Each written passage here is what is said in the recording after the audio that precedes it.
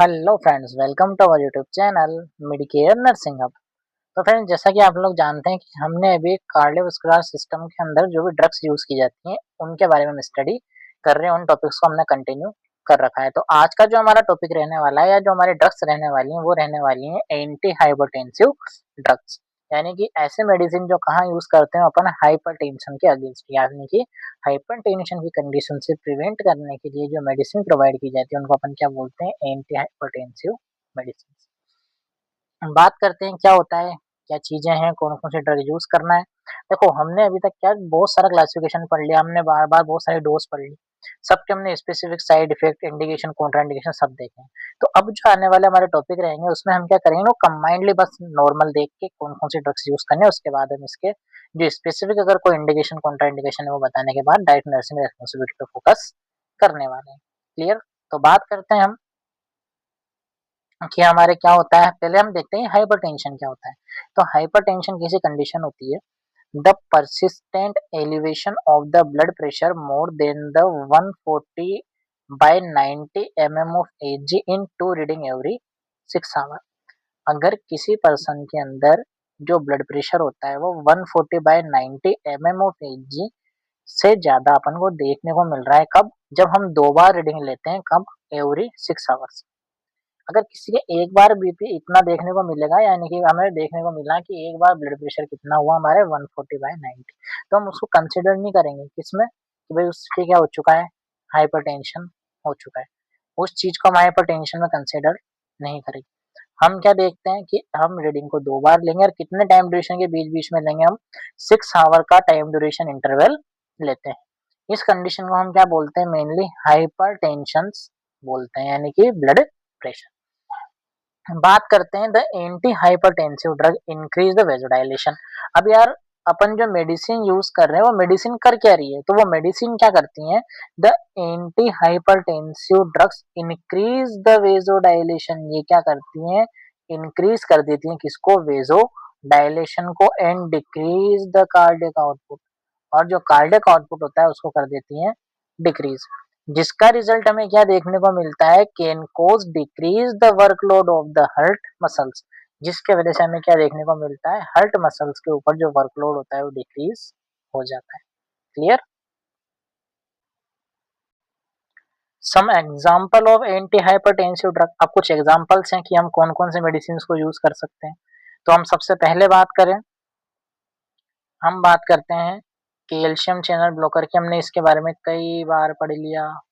ठीक है, calcium channel blocker में एग्जाम्पल क्या रहने वाले हैं हमारे? एम्लोडिपिन, निफेडिपिन, वेरापिमिल, हमने कई बार देखा है। देन हम बात करें बीटा ब्लॉकर की। बीटा ब्लॉकर भी हमने कई बार देखा है। इसकी अगर अपन एग्जाम्पल की बात करेंगे जिसके पीछे भी LOL लोल लिखा हुआ, वो कौन सी मेडिसिन होती है? बीटा ब्लॉकर होती है। जैसे अपन नॉर्मली बात करते हैं metoprolol 100 to 450 mg per day, nadolol 40 mg, carteolol 2.5 mg, atenolol 50 mg, labetalol 200 to 2400 mg। ठीक है, हम इतने इसको यूज कर सकते हैं।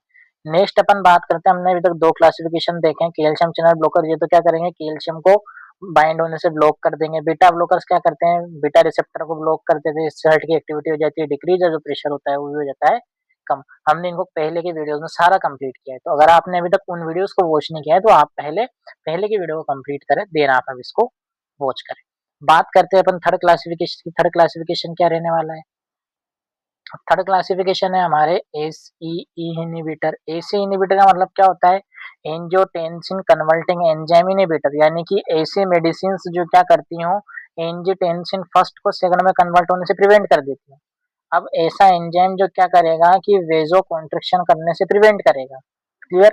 अगर वेजो कॉन्ट्रिक्शन कम होगा तो प्रेशर भी हमें कम देखने को मिल जाएगा। जैसे कि S ACE angiotensin converting enzyme inhibitor are a class of prescription medications that primarily lower blood pressure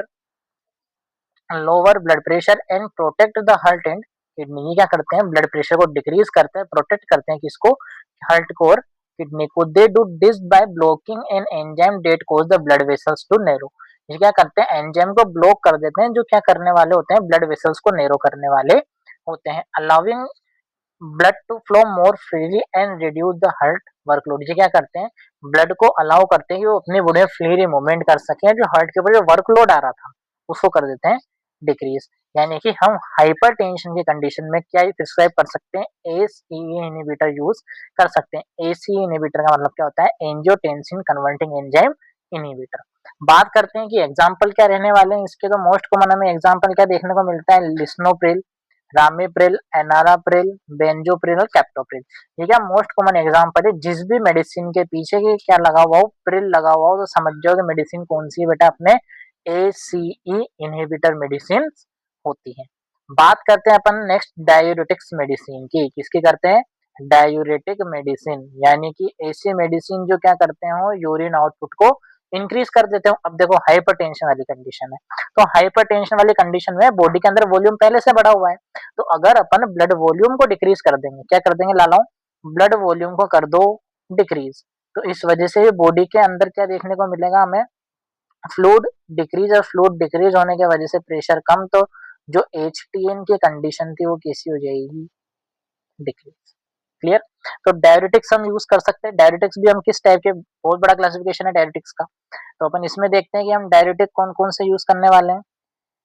अपन बात करते हैं डायरेटिक्स की, तो diuretics commonly, diuretic commonly called the water pills, इनको मेनली क्या बोलते हैं हम, वाटर पिल्स भी बोलते हैं, यानी कि ऐसी मेडिसिन जो क्या करते हैं, वाटर को हमारी बॉडी से एक्सक्रेट आउट करवा देती हो। Treat the hypertension, high blood pressure by helping the kidney remove excess salt and water from the body. हम क्या यूज करते हैं, मेनली जब हम डायरेटिक्स को यूज करते हैं तो ये क्या करते हैं, हमारे बॉडी में से रिमूव कर देते हैं एक्सेसिव सोल्ट एंड वाटर को। This reduce the volume of fluid in your blood stream, lowering the pressure on your arteries wall, जिसके वजह से आर्टरीज के वॉल के ऊपर क्या देखने को मिलता है, हमें प्रेशर लो देखने को मिल जाता है। बात करें कि कौन कौन सी हम एग्जांपल यूज कर सकते हैं, तो सबसे पहले हम देखते हैं थायजिड एंड थायजिड लाइक डायरेटिक्स। अब इनमें क्या क्या एग्जांपल देखने को मिलता है हमें, हाइड्रोक्लोराथाइजिड, क्लोरोथायोडोन, एंडापामाइड, है ना, ये सब हमें मेनली एग्जांपल देखने को मिलते हैं। ये सब हम, ये जो ड्रग होती हैं, ये यूरिनरी सिस्टम में हम डील कर लेते हैं। बात अपन करते हैं नेक्स्ट की, जैसे कि पोटेशियम स्प्रिंग डायरेटिक है, क्या है, पोटेशियम,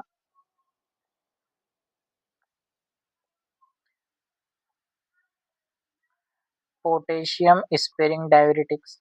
एग्जाम्पल क्या रहने वाले हैं इसके, स्पाइरुलेक्टोन, एपिरिलोन, एमाइडेरोन, एम्लोरिडिन एंड ट्राइमेटेरिन। ठीक है, ये इसके हम कुछ एग्जाम्पल रहने वाले हैं। देन हम नेक्स्ट बात करें लोब डायरेटिक की।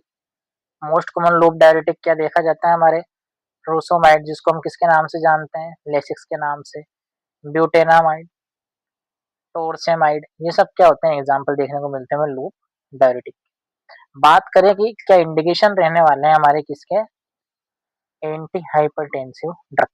अब देखो सब घुमा फिरा के करने वाली बात है, बाकी मेन तो अपन किस में यूज करेंगे, एचटीएन की कंडीशन में, किस में कर रहे हैं, एचटीएन की कंडीशन में, मतलब कुल मिला के हाइपरटेंशन में। अब हाइपरटेंशन भी कैसा कैसा, सिस्टोलिक हाइपरटेंशन अगर 140 से ज्यादा तब आप यूज करो, डायस्टोलिक हाइपरटेंशन वाली कंडीशन है 90 mmHg से अपर है तब आप यूज करो। प्राइमरी हाइपरटेंशन की बात करें, प्राइमरी हाइपरटेंशन की रेंज क्या होती है, 120/40 टू 140/90 mmHg। बिनाइन हाइपरटेंशन है, यानी कि 200 से मोर देन। बात करें मेलिग्नेंट, जो कंटिन्यू बढ़ता रहा है, कितना बढ़ रहा है, 220 mmHg। एंजाइटी वाली कंडीशन है, एंजाइना पेक्टोरिस कंडीशन, वहां हम इन सबको यूज कर सकते हैं। नेक्स्ट अपन बात करते हैं साइड इफेक्ट क्या रहने वाले हैं, इसके वजह से हमें क्या देखने को मिलेगा, साइड इफेक्ट इंक्रीज यूरिनेशन देखने को मिलेगा, लो पोटेशियम लेवल देखने को मिलेगा, मसल्स में क्रैम्प देखने को मिलेंगे, इंक्रीज थ्रस्ट देखने को मिल सकती है। क्लियर। नेक्स्ट अपन बात करते हैं a persistent dry hacking cough and sometime skin rashes, क्या देखने को मिलता है हमें, कंटिन्यू ड्राई देखने को मिल सकता है, कफ देखने को मिलेगा, और हमें स्किन रैशेज भी देखने को मिल सकता है। Sloan of ankles, constipation and flushing देखने को मिलेगी, है ना, जो हमारे एक्सट्रीमिटीज है वहां हमें स्वेलिंग की कंडीशन देखने को मिल सकती है। देन हम वही बात करें फटिक,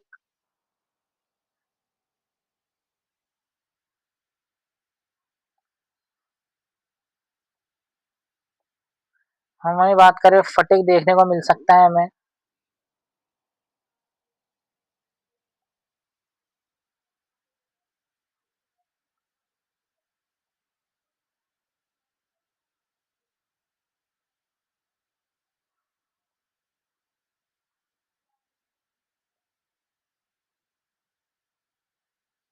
कोल्ड हैंड एंड फीट देखने को मिल सकते हैं, इंसोम्निया देखने को मिल सकता है, स्लोअर हार्ट रेट देखने को मिल सकती है, हार्ट डिजीनेस हमें देखने को मिल सकता है। नेक्स्ट अपन बात करें कॉन्ट्राइंडिकेशंस क्या रहने वाले हैं। एसी इनहिबिटर जैसे कि रेमेप्रिल वगैरह, ये कब हमें यूज नहीं करना है, मेनली प्रेगनेंसी वाली कंडीशन में। देन अपन बात करें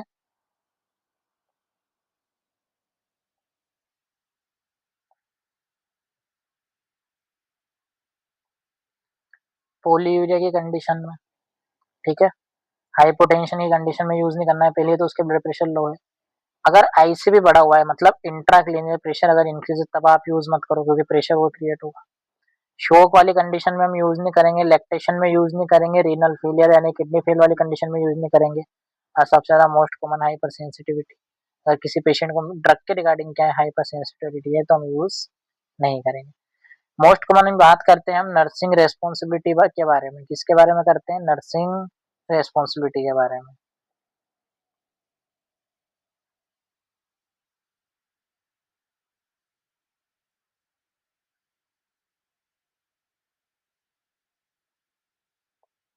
चलो नर्सिंग रेस्पॉन्सिबिलिटी समझते हैं।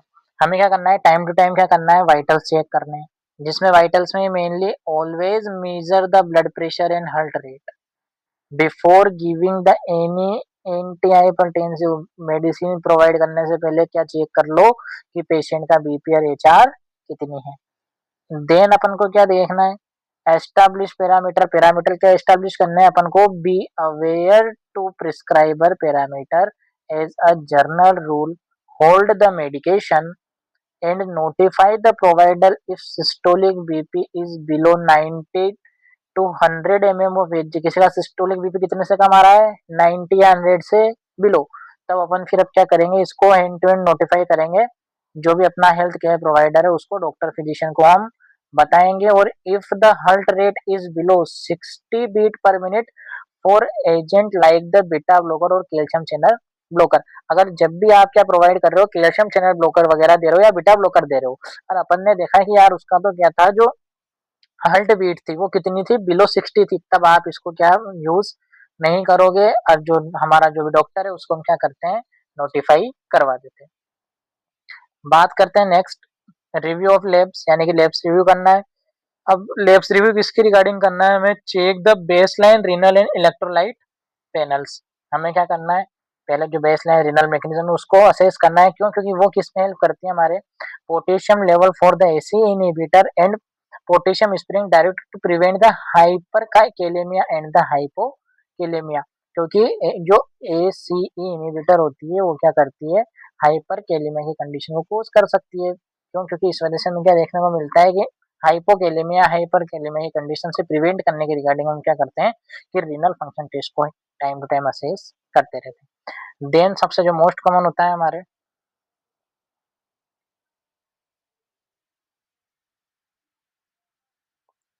मोस्ट कॉमन होता है वेरीफाई द राइट।